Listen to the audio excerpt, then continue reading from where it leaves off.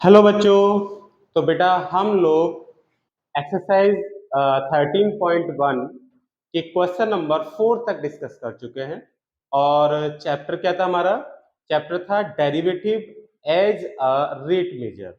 मतलब हम डेरिवेटिव का रेट मेजरमेंट की फॉर्म में कैसे यूज करेंगे, इस चैप्टर पे हम चल रहे थे। ठीक है, अब जो क्वेश्चन नंबर 5 है वो हम डिस्कस कर लेते हैं। ठीक है, तो क्वेश्चन नंबर 5 है क्या, देखिए बच्चों, करते हैं सॉल्व।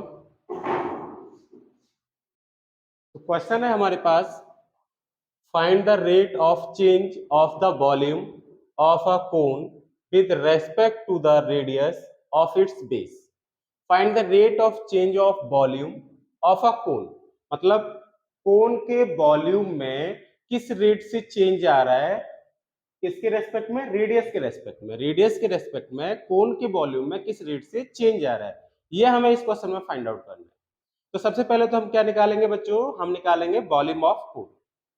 तो कोन, ये हमारा कोन है। आपने इसकी रेडियस आर मान ली और हाइट इसकी कितनी ले ली बच्चों? एच। तो वॉल्यूम ऑफ कोन कैसे निकालते हैं? 1/3 पाई आर स्क्वायर एस से। बेटा इस फॉर्मूले से हम लोग वॉल्यूम ऑफ कोन को फाइंड आउट करते हैं। अब हम क्या करेंगे, क्योंकि हमें जो वॉल्यूम में चेंज देखना है, मतलब इसका रेट ऑफ चेंज देखना है, तो वो किसके रेस्पेक्ट में देखना है? रेडियस के रेस्पेक्ट में देखना है। इसका मतलब ये है कि आप इसे रेडियस के रेस्पेक्ट में डिफरेंशिएट कर देंगे। तो आप डिफरेंशिएट करिए किसके रेस्पेक्ट में? रेडियस के रेस्पेक्ट में। तो आप रेडियस के रेस्पेक्ट में डिफरेंशिएट करेंगे तो बेटा डीवी डी आर आपको फाइंड आउट करना होगा। तो यहाँ 1/3 पाई ये कांस्टेंट और एच भी एज ए कांस्टेंट ही वर्क करेगा। और डेरिवेटिव जो हमें करना होगा वो किसका करना होगा? केवल आर स्क्वायर का। तो आर स्क्वायर का डेरिवेटिव कितना हो जाएगा? 2r।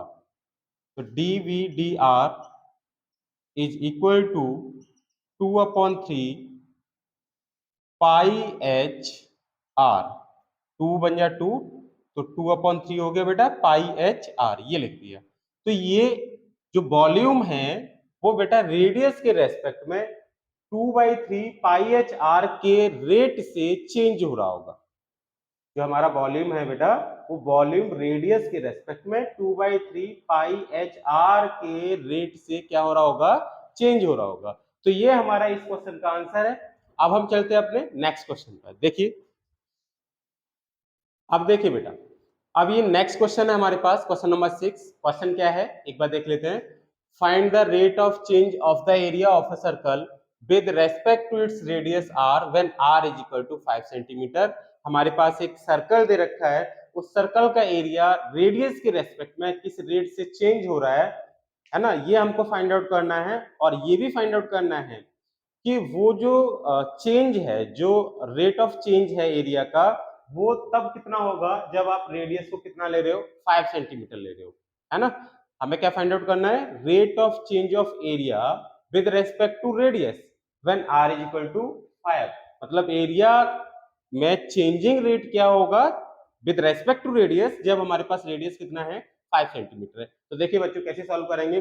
सपोज कर लिया कि ये आपके पास सर्कल है और इसकी रेडियस आपने कितनी लेट कर ली बच्चों? आर। तो एरिया ऑफ सर्कल जो होगा, एरिया ऑफ सर्कल कितना होगा? Pi r square. Area of circle हम ऐसे निकालते हैं। अब रेट ऑफ चेंज हमें किसके रेस्पेक्ट में फाइंड आउट करना है? वो फाइंड आउट करना है हमें रेडियस के रेस्पेक्ट में। तो आप क्या करेंगे बेटा? इसे रेडियस के रेस्पेक्ट में डिफरेंशिएट कर देंगे। तो d A d r is equal to pi into 2r। तो डी ए डी आर हो जाएगा हमारे पास 2 पाई आर। ये rate of change in area with respect to r आ गया। अब लेकिन हमें rate of change in area with respect to r तो फाइंड आउट करना है। हमें तब ये रेट फाइंड आउट करना है जब आप रेडियस कितनी लेके चल रहे हो? 5 सेंटीमीटर। तो जब आपने रेडियस 5 सेंटीमीटर ले लिया बच्चों, तो ये जो चेंजिंग रेट है ये क्या हो जाएगा? तो आप आर की प्लेस पर कितना लगा दोगे? 5 लगा दोगे। तो आर की प्लेस पर आप लगा दीजिए 5। 2 इंटू पाई इंटू 5, तो ये आपके पास आ जाएगा 10 pi, that is d A d r when r is equal to 5 centimetre is equal to 10 pi. अब हम इसकी यूनिट निकाल लेते हैं। तो यूनिट निकालना कैसे बताया था? एरिया की यूनिट स्क्वायर सेंटीमीटर, रेडियस की यूनिट सेंटीमीटर। देखो यूनिट कहाँ से डिसाइड कर रहे हैं, क्योंकि आपको यहाँ पर रेडियस किस में दे रखा है? सेंटीमीटर में दे रखा है। तो इसलिए जो एरिया की यूनिट हो जाएगी वो स्क्वायर सेंटीमीटर हो जाएगी, और रेडियस तो हमारा किस में है? ये सेंटीमीटर में है ही। तो आप इससे इसको कैंसिल कर लीजिए तो केवल सेंटीमीटर आ जाएगा। मतलब d A d r at r is equal to 5 is equal to 10 pi centimetre. ये इसका चेंजिंग रेट होगा। क्या होगा? 10 पाई सेंटीमीटर। आई होप समझ में आया होगा। तो देखते हैं बेटा अब हम अपने नेक्स्ट क्वेश्चन को। अब देखो बेटा हमारे पास नेक्स्ट क्वेश्चन है, क्वेश्चन नंबर 7। अब 7 क्वेश्चन को हम देखते हैं क्या लिखा हुआ है। 7 क्वेश्चन में है find the rate of change of the volume of a ball with respect to its radius r. कोई बॉल है और उस बॉल के वॉल्यूम में किस रेट से चेंज आएगा रेडियस के रेस्पेक्ट में, ये आपको फाइंड आउट करना है। अब बॉल अगर आपके पास है तो वो डेफिनेटली कैसी होगी? स्फेरिकल होगी। अगर ये आपके पास कोई बॉल है किस टाइप की होगी बेटा? ये स्फेरिकली होगी ना, ठीक है। ये कोई बॉल है, सपोज कर लो कि ये आपकी रेडियस इस बॉल की कितनी है? आर है। तो वॉल्यूम ऑफ बॉल क्या होगा? V is equal to 4/3 pi r cube. Volume of ball हो जाएगा 4/3 पाई आर क्यूब। अब आपको जो वॉल्यूम में चेंज फाइंड आउट करना है वो किसके रेस्पेक्ट में फाइंड आउट करना है? रेडियस के रेस्पेक्ट में फाइंड आउट करना है। तो हम क्या करेंगे? रेडियस के रेस्पेक्ट में इसका डेरिवेटिव फाइंड आउट कर लेंगे। तो ये कितना आ जाएगा? 4/3 पाई, ये तो कांस्टेंट है, और यहाँ पर आर क्यूब का जो डेरिवेटिव होगा वो कितना हो जाएगा? 3r²। तो यहाँ d we d r is equal to 3 से 3 कैंसिल हो जाएगा। कितना बच गया? 4 पाई r²। ये change in volume with respect to radius आ गया। अब इसी में आपको एक और चीज फाइंड आउट करनी है कि change in volume with respect to radius when the radius is 2 centimetre. जब आपकी रेडियस 2 सेंटीमीटर है तब इसके वॉल्यूम में रेडियस के रेस्पेक्ट में किस रेट से चेंज आ रहा होगा? तो आप क्या करेंगे? dVdr at r is equal to 2 at r is equal to 2, मतलब dVdr फाइंड आउट करेंगे विद रेस्पेक्ट टू रेडियस, और रेडियस कितना है? जब 2 सेंटीमीटर है। तो आप यहां पर क्या करेंगे बेटा? r की प्लेस पर 2 पुट कर देंगे। r की प्लेस पर कितना लगा दोगे? 2 लगा दोगे, ठीक है। तो यहाँ पर 2 पुट कर दीजिए, तो ये 2 का स्क्वायर। इसको सॉल्व करेंगे हम लोग। dVdr at r is equal to 2 centimetre is equal to, ये हो जाएगा हमारे पास 4 पाई इंटू 4, मतलब हो गया 16 पाई, है ना। तो डीबी डी आर हमारे पास at r is equal to 2 centimetre कितना आ गया? 16 पाई। यूनिट देख लेते हैं। तो रेडियस हमारी किस में है? सेंटीमीटर में है ना। तो वॉल्यूम हमारे पास जो आएगा बेटा वो किस में आ जाएगा? क्यूबिक सेंटीमीटर में। तो यहाँ पर वॉल्यूम का जो हमारा यूनिट है वो है क्यूबिक सेंटीमीटर, और रेडियस का यूनिट कितना है बच्चों? सेंटीमीटर। तो ये कट जाएगा तो हमारे पास यूनिट कितनी आ जाएगी? 16 pi square centimetre. That is जो rate of change of the volume with respect to radius when r is equal to 2 कितना आ जाएगा? 16 पाई स्क्वायर सेंटीमीटर। क्लियर हुआ ना? बहुत अच्छे क्वेश्चन है और इजी भी है, आराम से समझ में आ रहे होंगे। चलो बेटा अब चलते हैं अपने अगले क्वेश्चन। अब हम चलते हैं अपने नेक्स्ट क्वेश्चन पर, क्वेश्चन नंबर 8 पर। तो देखिए बेटा क्वेश्चन नंबर 8 कैसा है? द टोटल कॉस्ट, जिसे हमने सी एक्स से दिखाया है ना, associated with the production of x units of an item is given by c in bracket x is equal to 0.007 x cube minus 0.003 x square plus 15x plus 4000. Find the marginal cost when 17 units are produced. आपको क्या find out करना है? Marginal cost. ये देखिए रखा है कि x unit item का जो प्रोडक्शन, x यूनिट आइटम का जो कॉस्ट है एक्स यूनिट आइटम का जो कॉस्ट है वो कॉस्ट कितना है बच्चों, ये दे रखा है बेटा 0.007 x cube minus 0.003 x square plus 15x plus 4000। ये एक्स यूनिट आइटम की कॉस्ट है, ठीक है। अगर हमें मार्जिनल कॉस्ट फाइंड आउट करना है तो मार्जिनल कॉस्ट के लिए हमारे पास फॉर्मूला क्या होता है, marginal cost is equal to change in total cost, change in total cost upon change in quantity, change in quantity. जो मार्जिनल कॉस्ट का फॉर्मूला होता है बच्चों ये होता है, मार्जिनल कॉस्ट आप कैसे निकालते हैं, change in total cost upon change in quantity, है ना।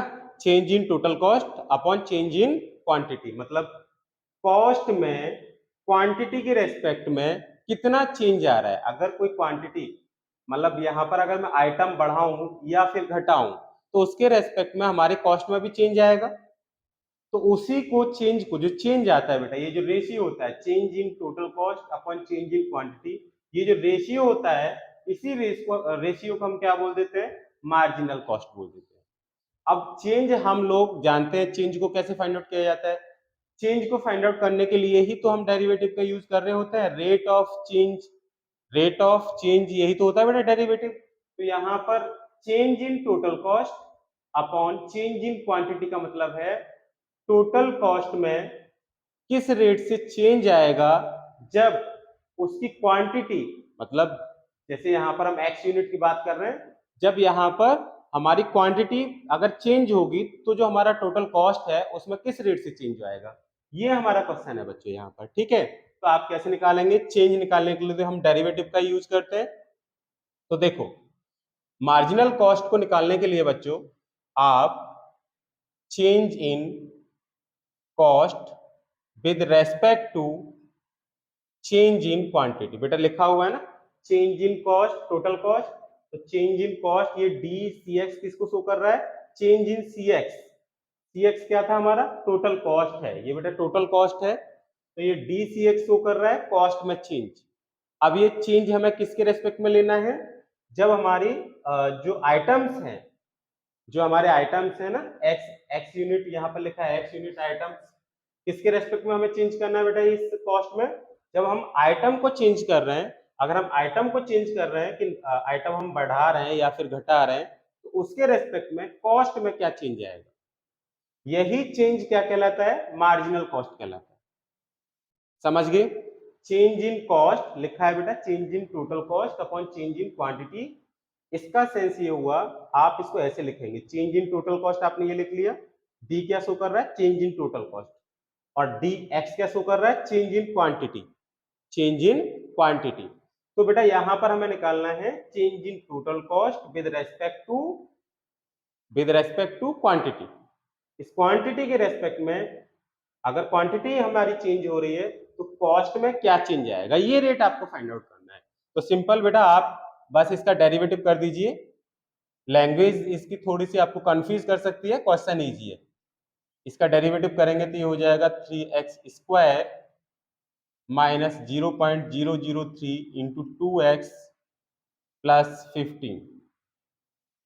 तो इसको हम सॉल्व कर लेंगे, 3 7 21, तो 0.021 एक्स स्क्वायर माइनस 3 2 या 6 0.006 प्लस 15, ये बेटा मेरे पास क्या आ गया, change in total cost with respect to quantity, और इसी को क्या बोल देते हैं हम लोग, मार्जिनल कॉस्ट बोल देते हैं। यही जो निकल के आया है ये क्या निकल के आया बेटा, मार्जिनल कॉस्ट निकल आया, है ना। अब मार्जिनल कॉस्ट आपको कब फाइंड आउट करना है, find the marginal cost when 17 units are produced, जब आपका जो प्रोडक्शन है वो कितनी यूनिट हुआ है, 17 यूनिट हुआ है। तो marginal cost when 17 units are produced, आप क्या करेंगे, x के प्लेस पर बच्चों 17 यहां पर पुट कर देंगे, तो 17 पुट कर दीजिए, तो ये 0.021 इंटू 17 होल स्क्वायर और माइनस 0.006, इसके साथ एक्स और है, यहाँ पर मैंने एक्स नहीं लगाया ना, एक्स लगा लेंगे, 0.006 इंटू 17 प्लस का 50। अब आपको इसको सिंप्लीफाई कर देना है। तो देखो बच्चों कितना आ जाएगा, 17 का स्क्वायर हो जाएगा 289 और इसमें 2 से मल्टीप्लाई करेंगे तो 2 9 जा 18 कैरी 1, 2 8 जा 16 1 17 कैरी 1, 2 2 जा 4 और 1 कितना हो गया 5। और कितने डिजिट का डेसिमल पॉइंट लगाना है हमको, नहीं इसमें 21 से करना है बेटा, 2 से नहीं करना, 21 से करना है।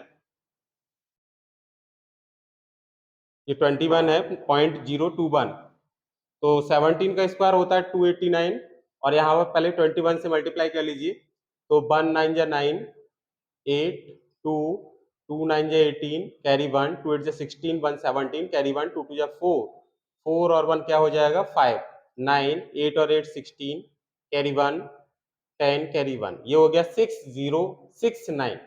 मतलब 289 और 21 आपने किया तो इतना आ गया। अब इसमें कितने डिजिट का डेसिमल पॉइंट लगाना है आपको, 1 2 3, 3 डिजिट का डेसिमल पॉइंट लगा लीजिए 1 2 3, तो ये आ जाएगा 6.069। यहाँ पर हमारा आ गया 6.069। अब इन दोनों का मल्टीप्लाई कर लीजिए, तो 76 का कितना होता है, 6 7 जा 42, 4 6 1 जा 6 और 4 कितना हो गया 102, इतना आ गया। अब यहाँ पर कितने डिजिट के बाद डेसिमल पॉइंट आएगा हमारा, 3 डिजिट के बाद 1 2 3, तो यहाँ पर ये डेसिमल पॉइंट हमारा आ जाएगा और ये 15 एज इट इज। अब बेटा इसको सिंप्लीफाई कर लीजिए, तो देखो सिंप्लीफाई कर लेते हैं, कितना आ जाएगा, पहले तो इन दोनों को प्लस कर लोगे आप, तो प्लस करने के बाद मेरे पास कितना हो जाएगा 15 और 6 21 21.069 और माइनस कितना करना है 0.102, ये माइनस करना है। तो 9 में से 2 जाएगा तो 7 बचेगा, ये 6 बचेगा, यहाँ से यहाँ पर बोरो करेंगे बेटा तो 10 में से बन जाएगा तो 9, ये बचेगा 0 और यहाँ रह जाएगा 2, तो ये आंसर मेरे पास आ जाएगा 20.967। बेटा जो मार्जिनल कॉस्ट होगी वो कितनी हो जाएगी 20.967, ठीक है। अब देखिए बेटा हम देखते हैं अपनी एक्सरसाइज का लास्ट क्वेश्चन, और क्वेश्चन है क्या, समझो बच्चों, the money to be spent for the welfare of the employees of a firm is proportional to the rate of change of its total revenue.